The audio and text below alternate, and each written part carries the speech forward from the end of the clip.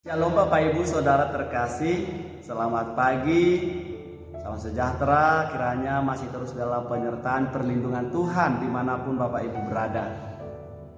Hari ini 31 Maret 2021, itu artinya besok tanggal 1 April adalah hari Kamis Putih, minggu ini Minggu Passion bagi kita, dan tanggal 2 April adalah hari Jumat Agung, hari kematian Tuhan Yesus, peringatan kematian Tuhan Yesus. Maka kita beribadah di gereja Tuhan.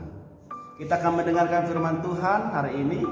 Terlebih dahulu kita berdoa. Bapak Ibu, terima kasih Tuhan atas kemurahan kebaikan Tuhan hingga kami boleh berdiri sampai di titik ini. Itu karena penyertaan perlindungan-Mu bagi kami. Kami akan dengar-dengaran akan firman-Mu Tuhan.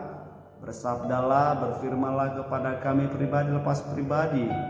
Lewat Roh Kudus-Mu berkata-kata di hati dan pikiran kami.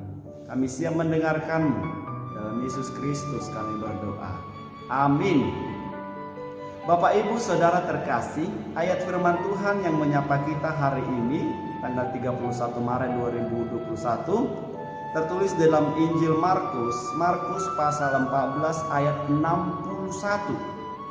Demikian firman Tuhan. Tetapi ia tetap diam dan tidak menjawab apa-apa. Imam besar itu bertanya kepadanya sekali lagi, katanya, "Apakah engkau Mesias, anak dari yang terpuji?" Demikian firman Tuhan. Bapak Ibu Saudara terkasih, kata-kata menunjukkan siapa diri kita.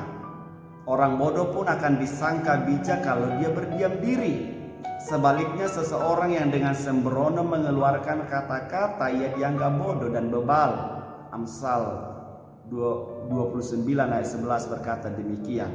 Itu berarti kita harus berbicara dengan bijak, karena kata-kata bisa menyembuhkan hati tapi bisa juga membuat luka di dalam hati orang, bahkan menipu dan merugikan orang lain. Karena itu, jika kita tidak dapat mengatakan sesuatu yang baik bagi orang lain, lebih baik berdiam diri. Mungkin karena itulah Tuhan memberikan kepada kita 2 telinga dan 1 mulut, bukan sebaliknya. Tapi supaya kita bisa lebih banyak mendengar daripada berkata-kata. Tetapi berdiam diri bukan tidak berkata apapun dan tidak melakukan apapun. Seseorang yang berdiam diri tidak berarti tidak berkata apapun atau tidak melakukan apapun. Diam dalam pengertian adalah membiarkan Allah yang bertindak menggantikan kita. Karena saat kita merasa tidak berdaya, bodoh, lemah, dan tidak mampu, itulah kesempatan bagi Allah untuk menyatakan kuasa-Nya bagi hidup kita. Allah sanggup dan lebih sanggup menolong orang yang berharap kepadanya kapan saja dan di mana saja. Berdiam diri itu adalah rahasia sukses, karena Allah menolong kita saat berdiam diri dan tidak mengandalkan siapapun dan apapun. Perikop ini di mana Yesus berdiam diri ketika ditanyai di pengadilan Yahudi pada waktu itu, pengadilan imam-imam. Yesus hanya boleh berdiam karena ketika dia menjawab mungkin akan menjadi keributan atau kekacauan di dalam penjelasannya bagi orang lain yang mendengarkan. Tapi ketika dia diam, di sanalah dia sedang menggantikan Allah Bapa berbicara di hati dan di pikiran setiap orang yang berada di sana. Karena itu saya mau katakan, ada kalanya kita berdiam diri. Tapi di saat kita berdiam diri juga kita sedang berintrospeksi diri di masa kita hari ini. Berdiam diri untuk mengambil waktu berpikir, bertenang, supaya membuat keputusan yang baik. Karena itu judul renungan ini saya membuat berdiam diri salah satu rahasia sukses.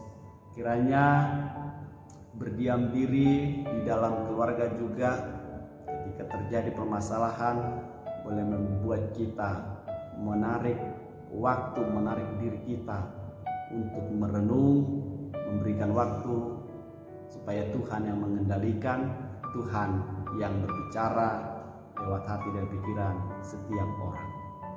Terberkatilah firman Tuhan, dan Minggu Pasion ini membuat kita merenung bahwa Tuhan yang sedang berbicara di hati dan di pikiran kita. Amin. Kita berdoa. Terima kasih Tuhan atas berkat-Mu, firman-Mu yang menyapa kami. Ajar kami Tuhan untuk menyerahkan setiap pergumulan hidup kami dalam tangan Tuhan, Tuhan yang mengendalikan, Tuhan yang berkuasa dalam hati pikiran kami. Tuhan, biarlah kami lewat minggu-minggu Pasion ini, pikiran kami tertuju, terarah kepada-Mu saja. Melihat karya besar Tuhan di dalam hidup kami. Ampuni dosa kami Bapa. Dalam Yesus Kristus kami berdoa. Amin.